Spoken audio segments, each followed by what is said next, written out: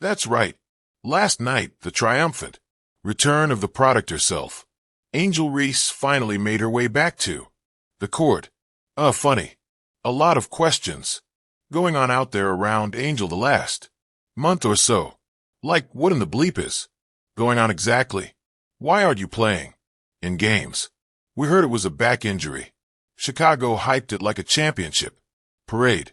Welcome back, Barbie splashed across promotions, social posts, declaring her return.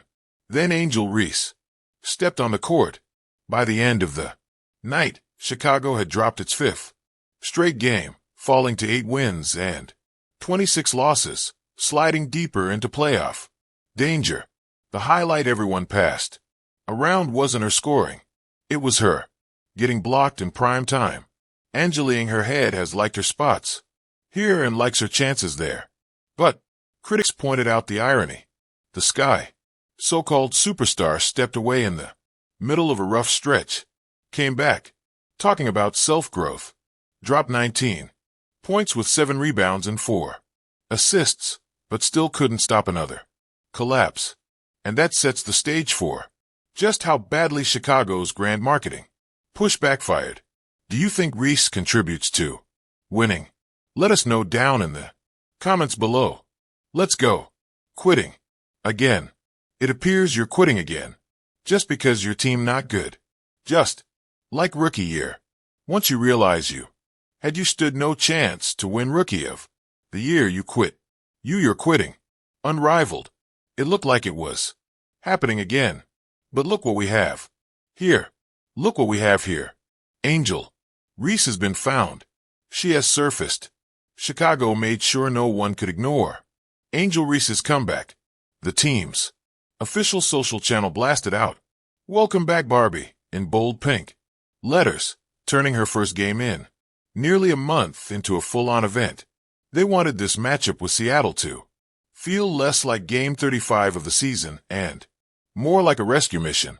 But once the ball was tipped, the gap between presentation and performance exposed itself immediately. Can's Elizabeth Williams forces a turnover. B with her head up to Angel. Ree can't put it away. Reframed her time away as a period of reflection. She said she learned a lot about myself, which critics read as tone deaf given the team's slide. Fans didn't hear someone humbled. They heard someone who had checked out during the most desperate stretch of the season. That's why this return carried heavier meaning than just points and rebounds. It was about credibility, about whether she could still position herself as the centerpiece of Chicago's future. We're so back. Hexagon, polygon, octagon, it don't matter. Turn out for Pan, but knee-bound. Hasn't played in 3 weeks. Maybe her legs are fresh.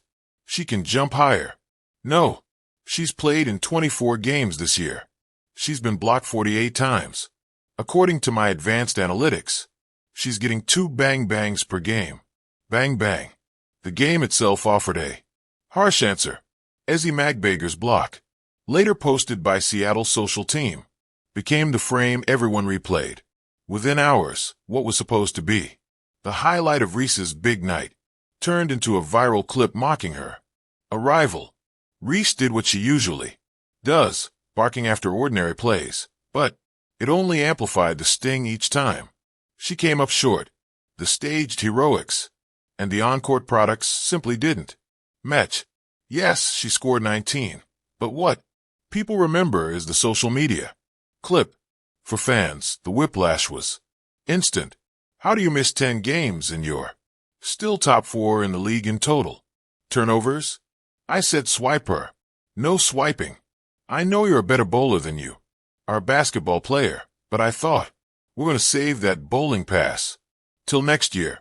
You want some maple syrup with that pancake. Like Mr. Squarepants once said, you know what's funnier than 24? How about an 8-26 record? One moment they were told this game would flip the Sky's trajectory.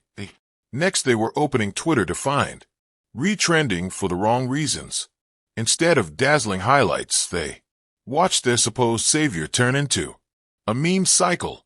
And when a player's Comeback campaign is remembered more for an opponent's block than her own bucket count. That says everything about how it landed. So we missed you. We missed you, Angel. You're back. You're roaring back. And I'm sure you came back and led the Chicago Sky to victory. Okay. No. Okay. It's been a while. And I'm sure you came back to a sellout crowd that could not wait to see you. Or not. The Sky still lost 94-88. A tight enough score to feel salvageable, but it extended Chicago's skid to 5 straight and left their playoff hopes in serious jeopardy. Whatever glow her stat line carried, it vanished under the weight of another loss. So while the marketing insisted this was the return of a winner, the reality suggested something else entirely. Chicago didn't just advertise Angel Reese. They built around her like she was the missing piece to a contender. And that's where the real story starts to unravel. Only 6,724 fans showed up to the Windrust Arena. Yeah, it holds about 9,500 fans. So, we're talking roughly 3,000 fans away from being sold out to see the return of Angel Reese and the defeat of the Chicago Sky against the Storm. Chicago's gamble on Angel Reese wasn't just about drafting a promising rookie last year. They built their entire brand around the idea of her as a savior, the kind of player who could step in and instantly shift a struggling franchise's trajectory. Every off-season move, every media soundbite seemed to reinforce the same message. This was Angel's team now.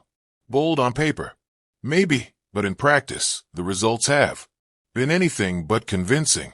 We need Angel Reese so we can win. When? Since when has Angel Reese contributed to winning? The Chicago Bravado were routinely getting their ass kicked when she was healthy, outside of the female Suns from Connecticut who seemed to be losing intentionally. The Chicago Bravado are the worst team in the league. That supposed win now off-season is a perfect example. The Sky didn't settle into a patient rebuild. They made moves that screamed urgency. The most telling, Chicago moved the number 3 pick from the 2025 draft, Sonia Citroen, to Washington. She's been thriving with the Mystics. Versatile, steady, and quickly winning fans over with her play and making a push for Rookie of the Year. Meanwhile, the Sky brought in veteran Ariel Atkins, a proven scorer and defender, as part of that same push for immediate results. The logic was clear. Give Reese the keys. At forward, surround her with an experienced guard, and chase the playoffs. It looked like a reasonable formula if you only read the transaction notes.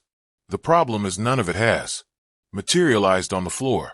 And no regrets for the rookie. Sonia Citroen with a magical move for the Mystics. She's fierce. Citroen, the back cut. Nice drop off the area. Fawn get the buffing. Nice dime. Right there in front of the rim. Citroen is blossoming in DC, flashing star-level potential almost every night. While the Sky remained buried in the standings. Atkins is solid, no doubt, but she isn't the kind of force who can flip a team's record alone. And if the expectation was that Reese would be the missing ingredient to turn close losses into wins, well, the standings speak for themselves. Chicago was 8 wins, 26 losses after that loss, among the worst records in the league. And there,